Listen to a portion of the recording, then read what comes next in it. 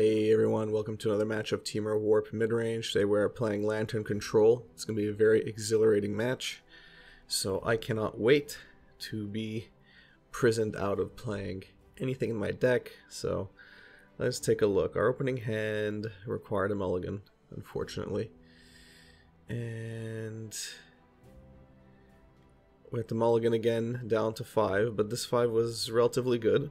We don't know what we're playing, but having an Arbor Elf turn 1 with a Stomping Ground at least gives us access to 2 mana. Turn 2, worst case if we don't draw a land. So we see Codex Shredder come down, and all of a sudden that feeling of dread seeps into my brain, because now I realize that I'm going to have to deal with friggin' Lantern for the rest of the match. But it's okay. So 2 Codex Shredders come down. They essentially mill you for 1. Every turn. We draw Utopia Sprawl, which is gonna suck because Ghost Quarter is there, so the minute our opponent lands a second land, they're gonna target our Stomping Ground and we're gonna lose out quite a bit.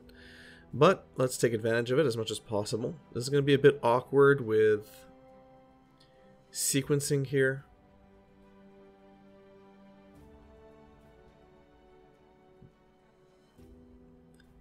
Because I put blue as Utopia Sprawl's color, can't really cast Renin 6, unfortunately. But we had no choice. I mean, in retrospect, maybe I should have put Utopia Sprawl to green, cast Renin 6 that turn, and then return the Misty Rainforest to my hand. That would have been better. So, I wasn't very efficient, but hindsight's 20/20. This turn, we're going to play our Euro. We don't draw land, unfortunately. You see, so this could have been a lot more efficient if I had done the Renin 6 strategy first. So Ensnaring Bridge comes down, which is a fun card, right? Our opponent's going to empty out their hand as soon as possible. Right now they have 4 cards in hand, which is which is weird. Usually Lantern Control just kind of vomits out their hand onto the battlefield, but right now, as long as we keep Tarmogoyf at 4, we're actually doing pretty good. So, again, because of the poor choices in essentially turn 3, with not, we've put in the wrong color essentially on Utopia Sprawl. We've kind of been lagging here.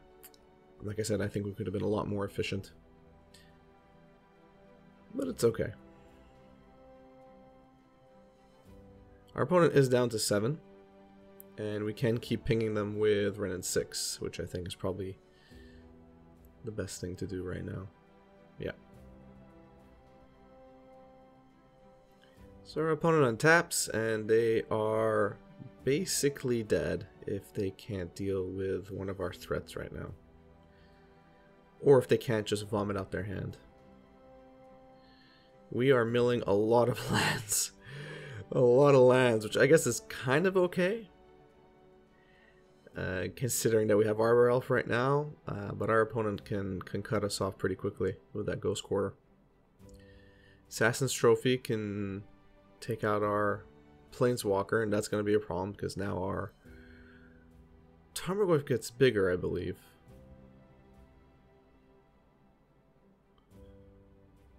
Oh, we already had a Planeswalker. Alright, so we're good. So Ghost Quarter is going to come down, take out the Stomping Ground, which we foresaw many turns ago. But it's okay. We still have access to our lands, our 3 main colors. So we draw another Renin 6. We're going to attack him with our Arbor Elf and then play Ren and then end the game. So we got there. Alright, so winning game 1 against Lantern Control is actually very important. Because usually Lantern Control catches you off guard to get you in a lock and you don't have enough mainboard spells to deal with them. But in this case we managed to eke out a win anyway, which is great. I make the silly decision here of putting in Blood Moon, and I'm not really sure why. I mean, yes, their lands... their lands do have some utility in them, and I suppose playing Blood Moon shuts them down, but it just seems not very efficient. At the end of the day, Lantern locks you in with their artifacts, not with their lands. Their lands just kind of like a bonus. So I think bringing in Blood Moon here, game 2 was probably a mistake. But live and learn.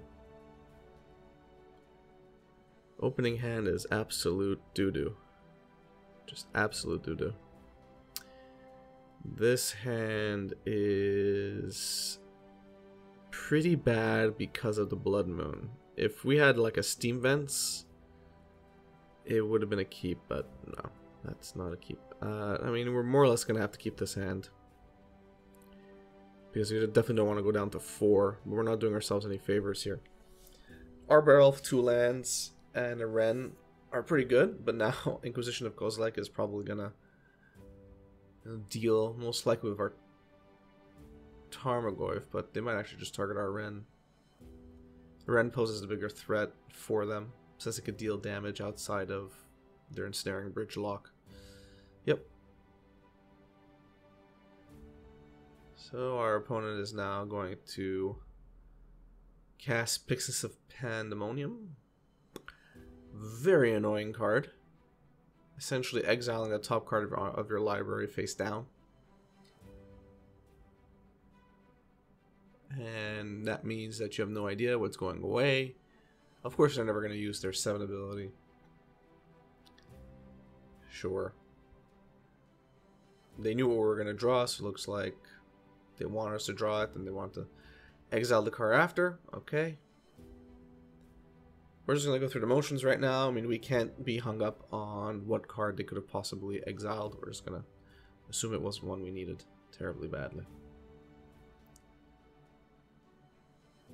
But this is not necessarily a position I consider optimal at the moment. So second Inquisition of Kozilek is going to strip away our Tarmogoyf. And Lantern comes down. Alright, so we see Tamiyo, and honestly right now I don't really want to see Tamiyo.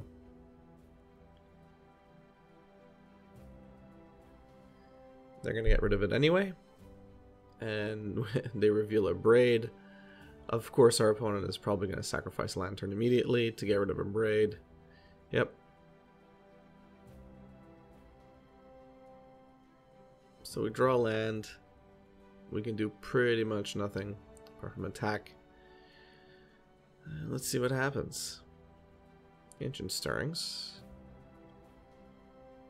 Cute art for Ancient Stirrings, by the way.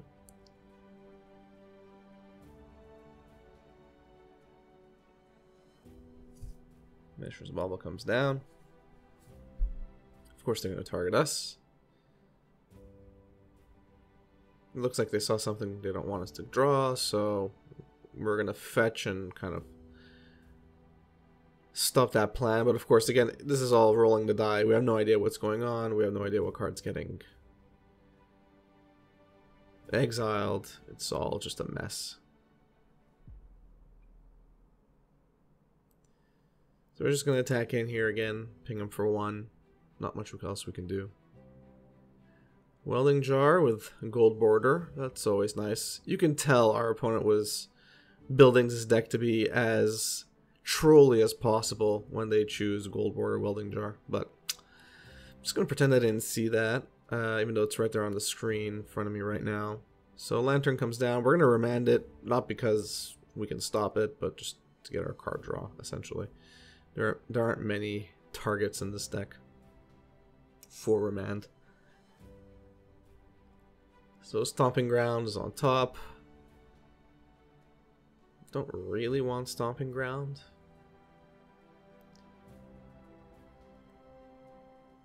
I think at this point I decide to cast Time Warp. It's not really when I want to be casting it, but we're not in an ideal position here. Essentially, any card that they see on top that they don't like, they are going to exile it away or whatever. You know, that's the lock of Lantern control. So they don't care if we have a Lightning Bolt. They have plenty of life to pad themselves.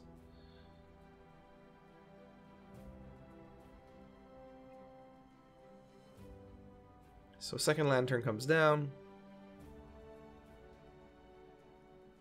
With a welding jar, 2 lanterns, our opponent has a lot of padding. They see Blood Moon. So they definitely want to get rid of Blood Moon. Of course, again, it does affect them to a degree. But it doesn't really, I mean, even if I resolve Blood Moon right now, we'd probably lose.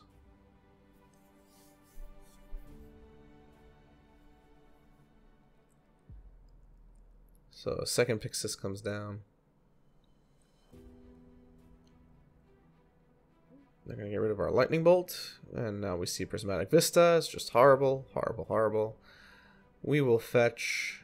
But again, it doesn't really matter. With 2 Pixis now on the battlefield, we can't even play the fetching game with them. They're just going to exile away. We stick to it. I mean, I stick to it. I'm sure most of you would have just kind of conceded at this point because we realize the inevitable here. And Staring Bridge comes down.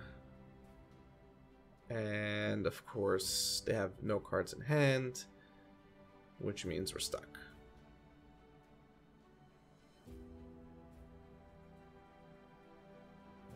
I'm just giving it the old college try, but realistically, it's game over.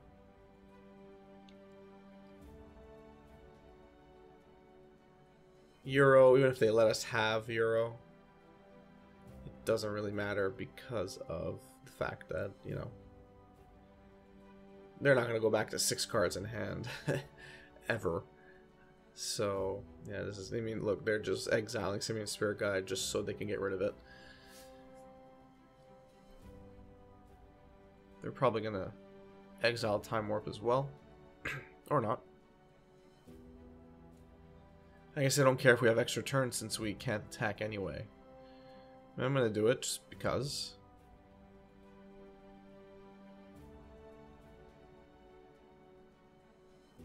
What's worse is that you see what bad draw you're going to get before you get it. It's infuriating.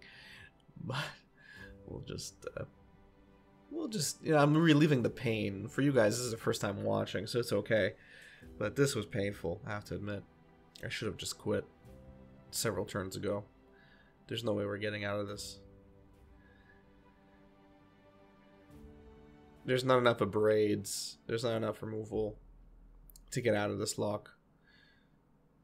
We could, in theory, kill Lantern, but they do have Welding Jar anyway.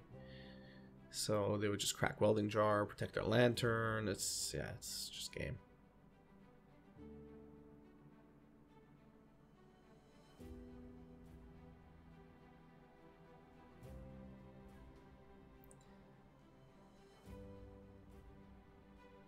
So another Codex Shredder comes down. And again, just furthering the lock here. So again, I was pretty stubborn. I figured, you know, if our opponent's going to play this kind of degenerate magic with us, I'm just going to stick to it. Let them do their whole thing.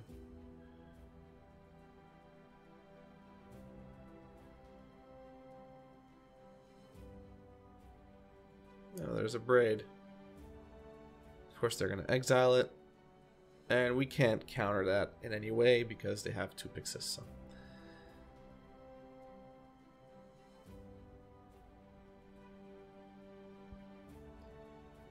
There we go. We draw another Misty. All right. I'm pretty sure I concede at some point here. I just get extremely frustrated. But again, I'm letting them do what they gotta do.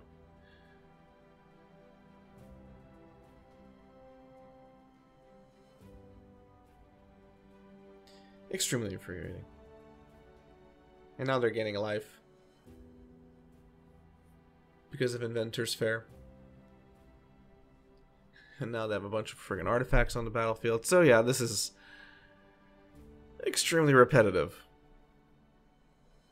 I did not miss Lantern Control at all. Looks like someone's trying to bring it back.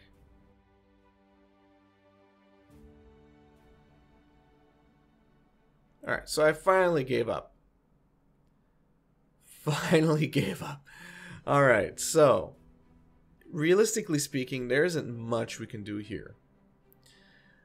I think it's a good call to get Blood Moon out and bring in some Mishra's Baubles and Euros.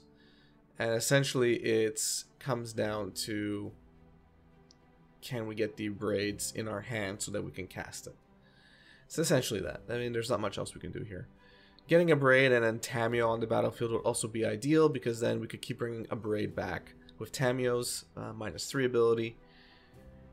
And that's all well and good, but we have to get there.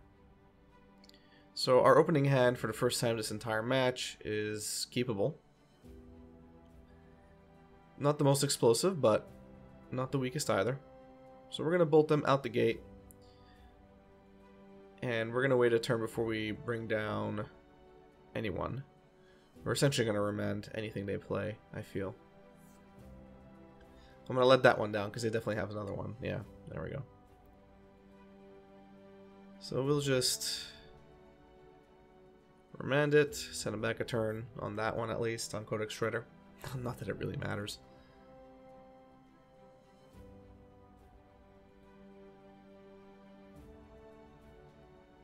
So we draw a Time Warp. Opponent's going to get rid of something.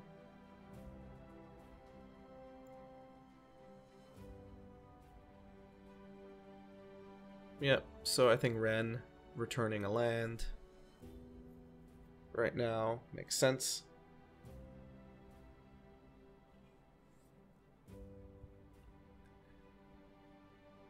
So Assassin's Trophy comes down and kills our Ren. Alrighty.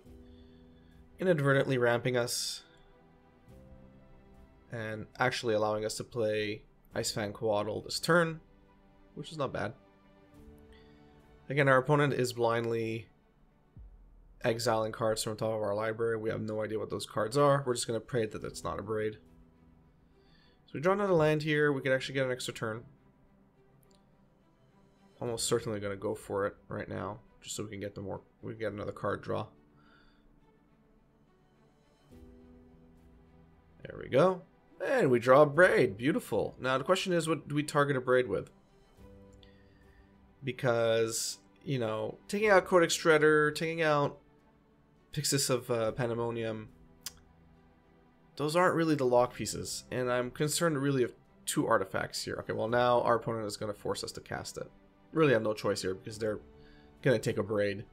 So I believe getting rid of Pixis is probably the best option of the two. And again, our opponent is really forcing our hand. They would have auto-clicked on a Braid. They wouldn't have even looked at the other cards in our hand. They would have just seen a Braid art and clicked it. So, but what I was trying to say before is that I would rather have kept the Braid for either a Staring Bridge or Lantern. But it is what it is. A Braid is in our graveyard now. So if we do draw Tamiyo, we can get it back, which is nice. We just have to draw Tamiyo. So we don't draw Tamiyo there. We're going to attack in for 2. Play that Utopia Sprawl. Doesn't really matter at this point. And we're all in. So, I was about to say Ensnaring Bridge would be ideally not what comes onto the battlefield right now. And it just did. Our opponent has 1 card in hand. They target, of course, the land that had a Utopia Sprawl on it. They're going to Codex Shredder us. We draw a 3rd ice-fang, which is not bad.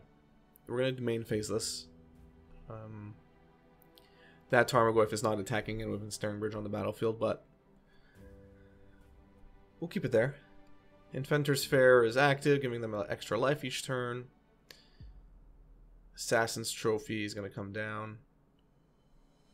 Let's see what they target.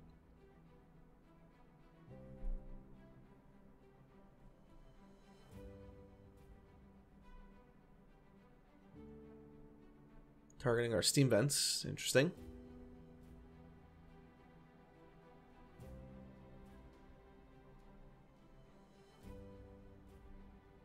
Oh, a Braid. Beautiful. Well, just in time.